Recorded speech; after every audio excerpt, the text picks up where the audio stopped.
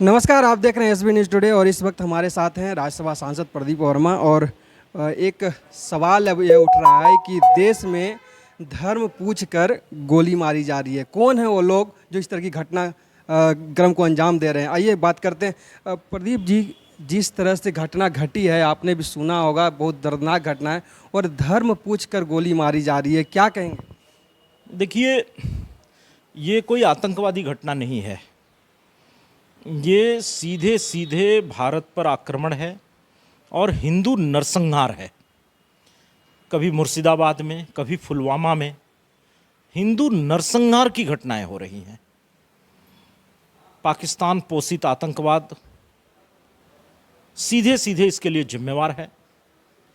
और जिस प्रकार से एक धर्म विशेष के लोगों को, हिंदू धर्म के लोगों को चुन चुन करके मारा गया, महिलाओं को छोड़ दिया गया ताकि पूरे जीवन भर का एक दुख उनके साथ जुड़ जाए, ये जघन्यतम अपराध है। और ऐसे अपराधियों की एक ही सजा होनी चाहिए, उन्हें मृत्यु दंड दिया जाए। ऐसे में पूरा देश एकजुट होकर के भारत सरकार के साथ खड़ा हो और इस प्रकार के नरसंहार के विरुद्ध एक निर्णायक लड़ाई देश को लड़नी पड़ेगी। तब जाकर के कहीं इस प्रकार की घटनाओं को हम रोक पाएंगे और ऐसी घटनाओं को अंजाम देने वाले मानसिकता के लोगों को हम समाप्त कर पाएंगे। जो बातें सामने आ रही उसमें एक महिला को छोड़ दिया गया, महिला ने कहा कि मुझे भी मार दो, तो साफ तौर पर कहा गया कि जाओ मोदी को बता देना। मतलब सीधा डायरेक्ट मोदी, मैंने प्रधानमंत्री को चुनौती दी जा रही है। ये सब बातें कुछ नहीं है, ये सीधे सीधे हिंदुओं से नफरत का मामला है। वो सब बातें ऐसे ही कहने को कह देते हैं।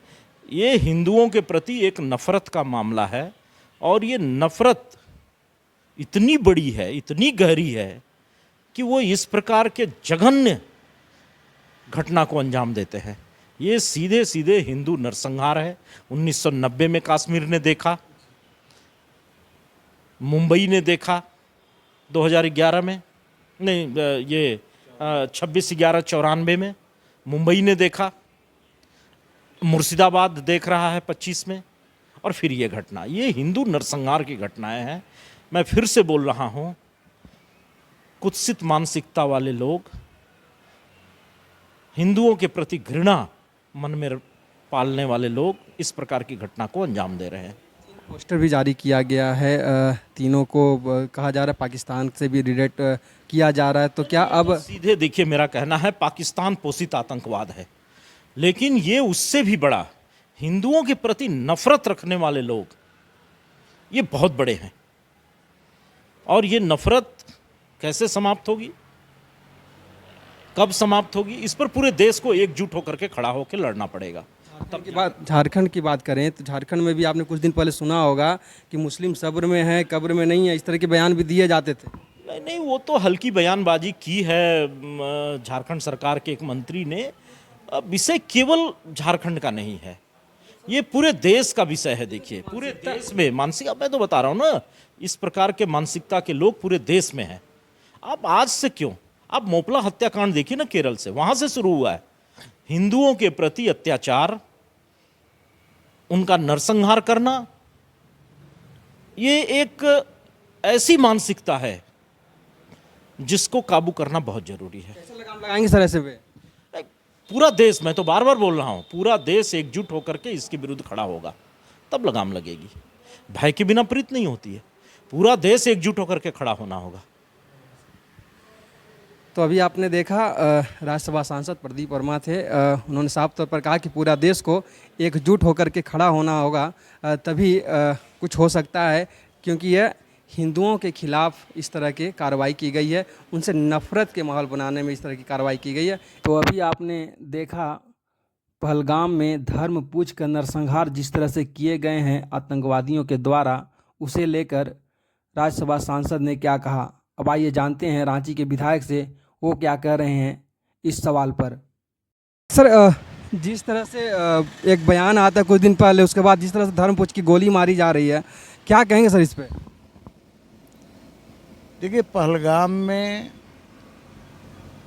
पर्यटकों का धर्म पूछकर गोली मारी है, ये कायराना हरकत है। ये आतंकवादी देसी हो या विदेशी हो, इनके फन को कुचलना जरूरी है। और वही नहीं, देश के अंदर भी बहुत से आतंकवादी मानसिकता वाले लोग खुलकर काम कर रहे हैं या स्लीपर सेल के रूप में काम कर रहे हैं।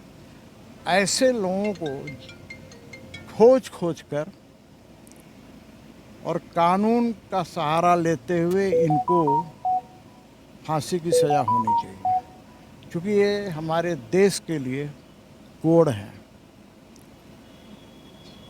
इतना बेशर्मी की हद है कि भाई आप जिन पर्यटकों के कारण आज कश्मीर में, जम्मू कश्मीर का राजस्व बढ़ता है, वहाँ के गरीब लोग, कोई घोड़ा वाला है, कोई खच्चर वाला है, कोई नाव वाला है, कोई होटल वाला है, कोई खाना खिलाने वाला, तरह तरह का उनको पैसे मिलते हैं। ये जो पर्यटक ही नहीं जाएंगे वहाँ, तो फिर इनको तो कटोरा लेके भीख मांगना पड़ेगा। तो मेरा ये कहना है कि भाई भारत में अमन चैन शांति रहनी चाहिए, और अमन चैन शांति के लिए ऐसे लोगों के साथ योगी बाबा स्टाइल में काम करने की ज़रूरत है। एक सवाल है कि जिस तरह से झारखंड की बात करें तो यहाँ के कुछ मंत्री का बयान भी सुना होगा, सब्र में है मुस्लिम, कब्र में नहीं है। उसके बाद इस तरह की घटना घट जाना, क्या कहेंगे? या देखिए, मैं फिर कह रहा हूँ, ये मंत्री हो या संतरी हो, एक आम आदमी हो या बड़े पद पर, मानसिकता तो वही है ना भाई। मेरा कहना है कि भारत देश में रहकर और भारत का ही बुराई करना ये राष्ट्रद्रोह से कम नहीं है। तो ऐसे लोगों को अब क्या बोला जाए भाई। जेएमएम पार्टी के हैं मंत्री जी, अब ये कहते हैं कि भाई, जबकि इन्होंने संविधान की शपथ ली है और कहते हैं कि संविधान से ऊपर मेरा शरीयत है। तो आप कल्पना कर सकते हैं कि क्या मानसिकता है।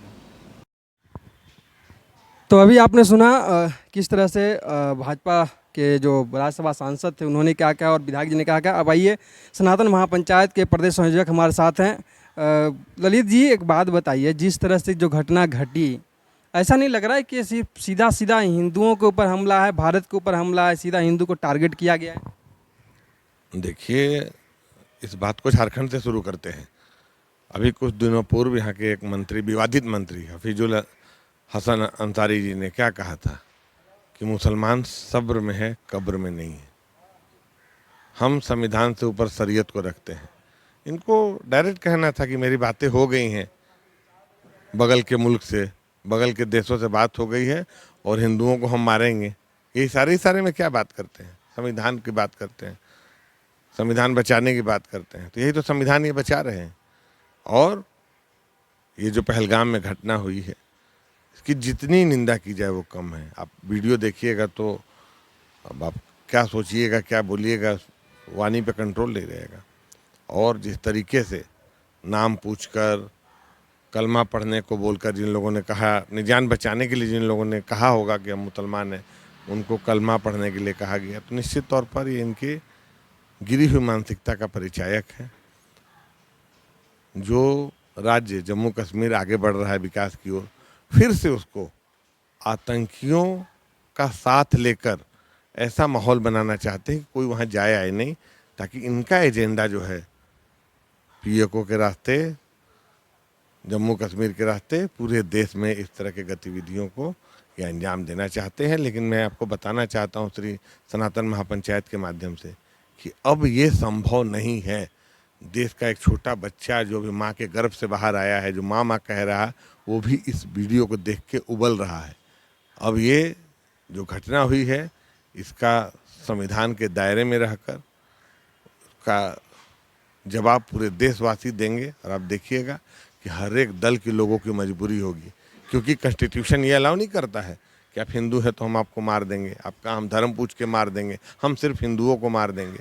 तो निश्चित तौर पर हम लोग गहरे चिंतन और मनन के बाद निश्चित तौर पर सनातन महापंचायत पूरे प्रदेश में इसका विरोध करेगी और राष्ट्रीय स्तर पर जन जागरण करेगी कि अगर हमारे धर्म पूछकर हम पे टारगेट करोगे तो हर लेवल पर बहिष्कार करेंगे, हर लेवल पर, चाहे वो सामाजिक हो, चाहे आर्थिक हो, व्यापारिक हो, शादी ब्याह हो, जीनी मरनी हो, हर स्तर पर ऐसे गंदे लोगों का, सो कॉल्ड आतंकवादियों का विरोध होगा और निश्चित तौर पर उनसे बार्टर सिस्टम भी बंद होगा, व्यापार भी बंद होगा, लेना देना भी बंद होगा और जैसा जवाब वो चाहते हैं वैसा जवाब हम देने के लिए अब तैयार हैं।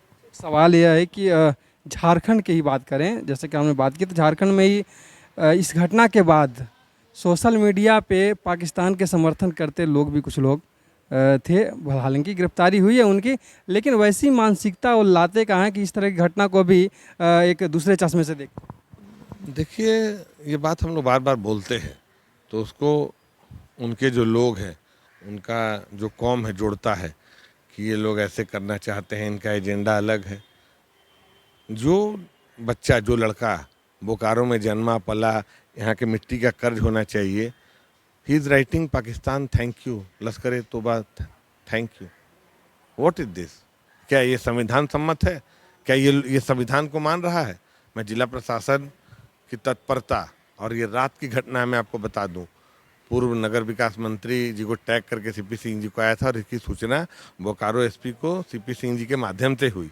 तो मैं जिला प्रशासन को, बोकारो जिला प्रशासन, बोकारो एसपी को खास करके बधाई देता हूं कि ऐसे गंदे लोगों को तुरंत पकड़ने का काम किया और इन पे देशद्रोह का मुकदमा चले। देखिए, ट्रायल होगा इन पे देशद्रोह का, तब इनका असली चेहरा सामने आएगा। आप संविधान, और ये लोग संविधान की बात ना करें क्योंकि संविधान को नहीं मान रहे। हमारे संविधान में कहीं नहीं लिखा हुआ है कि अगर कोई बोलेगा मैं हिंदू हूँ, मैं यहाँ घूमने आया हूँ, तो आप उसको AK-47 और AK-56-47 से मार दीजिएगा।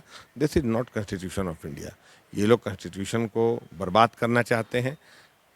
जिस रास्ते पर पाकिस्तान है, हमारे देश के लोगों का साथ लेकर वो वैसा वातावरण बनाना चाहते हैं, लेकिन ये इंडिया है, ये हिंदुस्तान है भाई, ये चलेगा नहीं। यहाँ पे हम लोग लड़ेंगे और हम लोग ऐसे लोगों को, संविधान ने जो शक्तियाँ दी हैं, जो ताकत दी है, उस ताकत से ऐसे लोगों को परास्त भी करेंगे।